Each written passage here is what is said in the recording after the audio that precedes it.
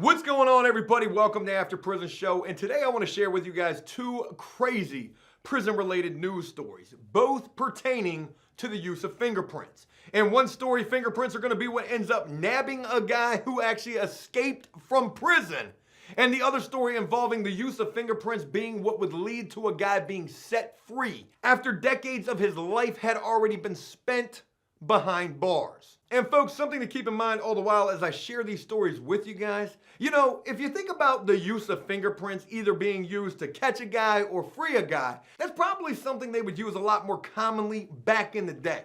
Because these days, they've got DNA evidence. And as I share these stories with you guys, ask yourself how it was the fingerprints and not DNA evidence in either of these two stories that would lead to the conclusion. So it's with all of that being mentioned that what do you say we go ahead and dive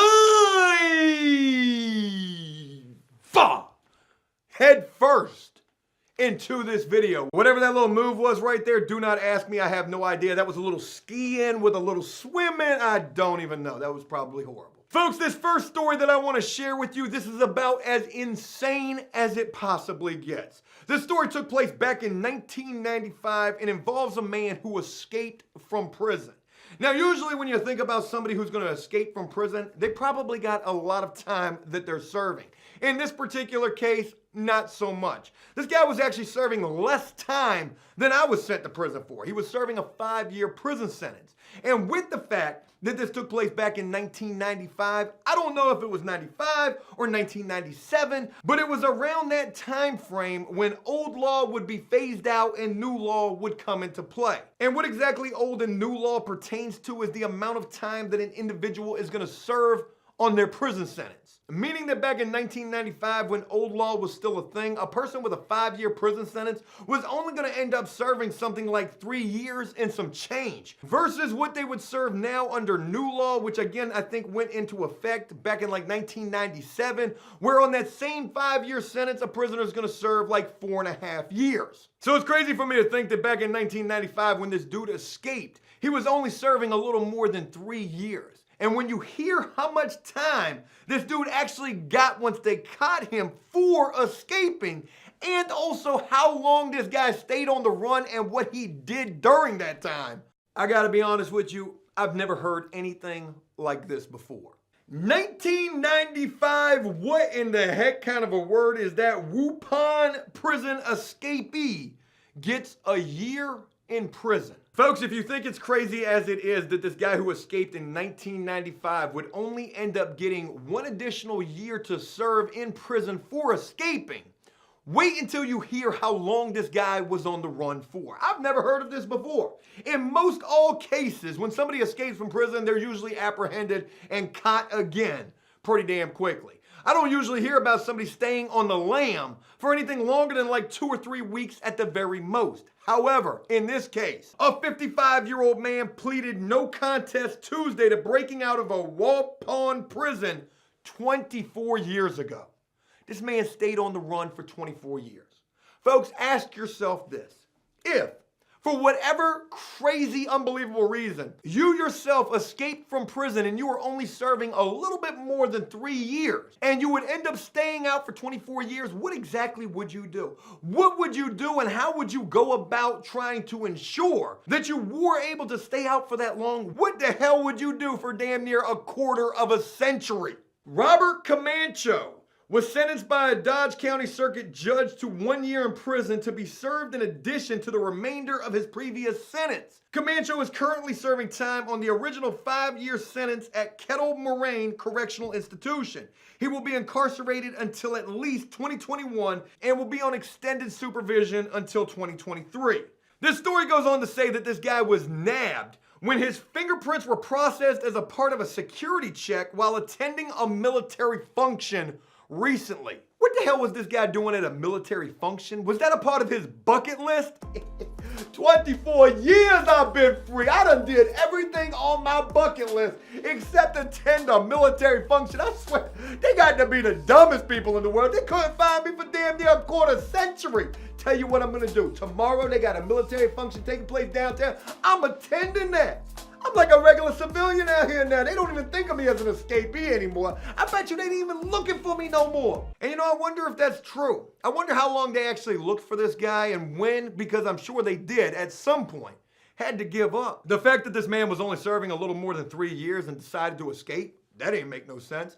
The fact that when he was finally apprehended after 24 years, he only ended up getting 1 additional year added onto his sentence. That damn sure ain't make no damn sense. And then the way that he was nabbed because he actually gave up his fingerprints at some sort of a military function. What the hell was he doing at the military function in the first place? Damn sure ain't make no sense neither. But as I continued to read the story, it began to make a little more sense to me, even though at the same damn time, it was still making zip nada, no type of sense at all. Folks, when you hear what this man did during these 24 years that he was on the lam, you ain't never gonna be ready for this. But it does definitely explain what he was doing at that military function. Now, this story goes on to say that the Dodge County District Attorney said during Camacho's initial appearance in court in December that Camacho only spent 5 weeks in prison on drug charges before he fled with his family to New York.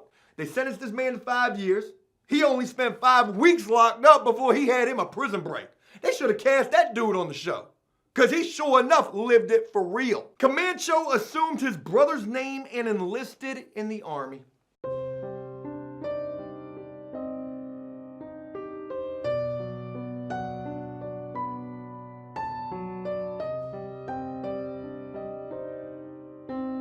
You know, the first thought that comes to my mind as I try to process and make sense of all of this is that Camacho and his brother, they had to have a sure enough bond. Boy, they had to be like best friends. If you're gonna let your brother escape from prison, then assume your identity and then enlist in the Army. Could you imagine if he would have got caught? Oh, they both was going down.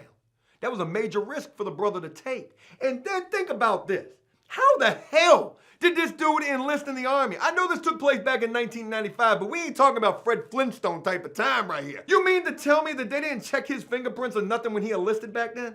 I mean, I don't exactly know what the entire orientation process of joining the Army was or is now. I know I've seen that movie G.I. Jane a time or two. I know you go to boot camp, they're gonna shave your head, you'll ring the bell when you can't take it no more. But you know, I imagine that joining and trying to enlist in any branch of the military would entail, at least to some degree, possibly taking fingerprints to try to figure out and make sure you are exactly who you say you are. But maybe I'm wrong, because obviously this guy Camacho was damn sure able to enlist under his brother's name. Not only, this guy didn't just enlist in the Army, okay? This guy didn't just say, hey, I'm gonna go be all I can be for like 2 or 4 years. I'm gonna go fulfill that little obligation I think that you can sign up for. No. Folks, this man had a full-fledged 20-plus year military career.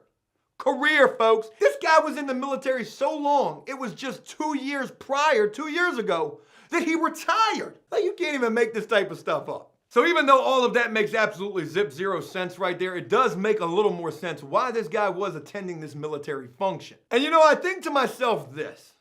He assumed his brother's identity, he had a full-fledged military career, and retired. Well, now that the cat's out of the bag, I wonder, is the brother entitled to that retirement or that pension or whatever you get when you do retire, whatever kind of money that they give to you?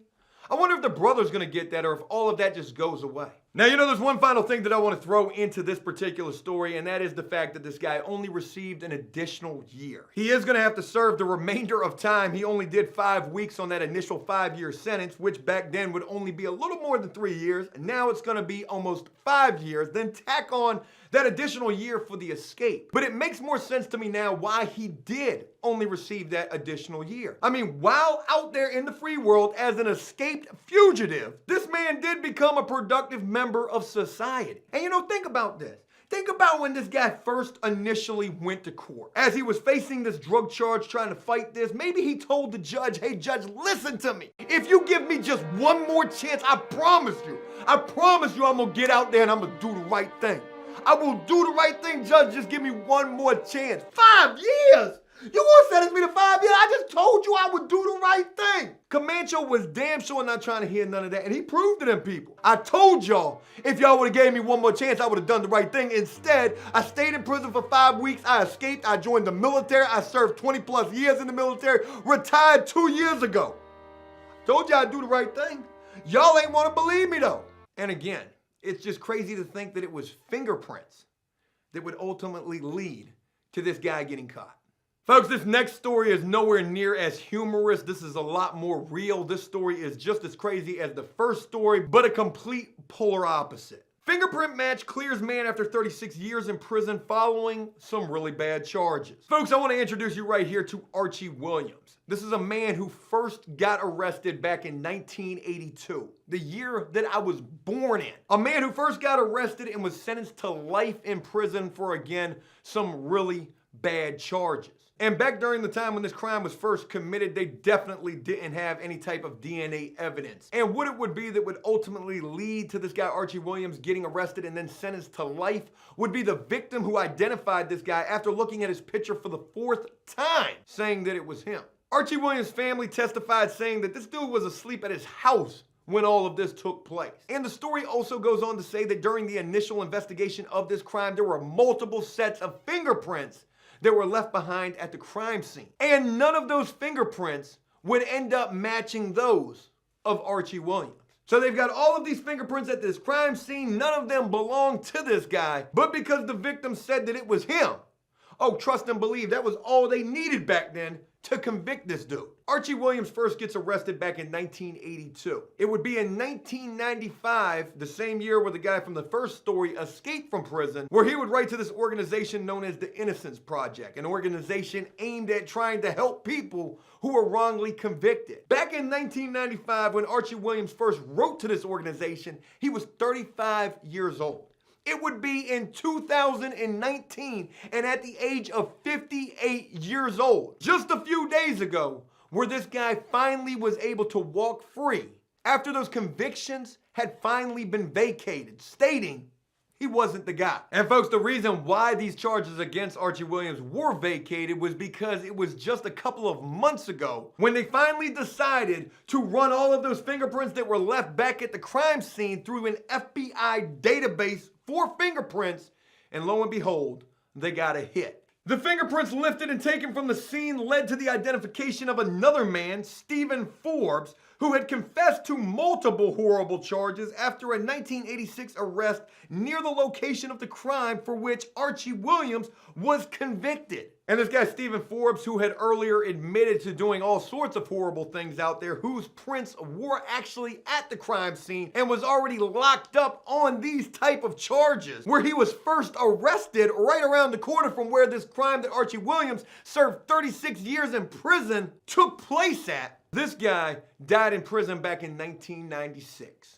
How crazy is that? You're serving time for a crime that you didn't commit. There's another guy who's locked up for similar charges. His fingerprints would end up being at the crime scene. And this other guy died like 14 years ago in prison. You know, the one thing that comes to my mind as I hear about this Archie Williams story is why the hell did it take so long for these fingerprints that were left at the crime scene to finally get run through this FBI database? But even with the fact that it did take so long, at least it was finally done. I mean, to me personally, it's too little too late with the fact that this guy almost served 4 decades in prison for something he didn't even do. And even crazier to add to all of this, as this guy got released from prison, he was speaking to the media, and one thing that he said was throughout all of the time that he served, he was locked up with quite a few other people, some people who had been locked up for 50+ years, who he truly felt like were innocent as well. Both of these two stories I share with you guys are absolutely crazy to think about. And again, it's fingerprints, not even DNA evidence, that led to one person getting locked up and another person getting set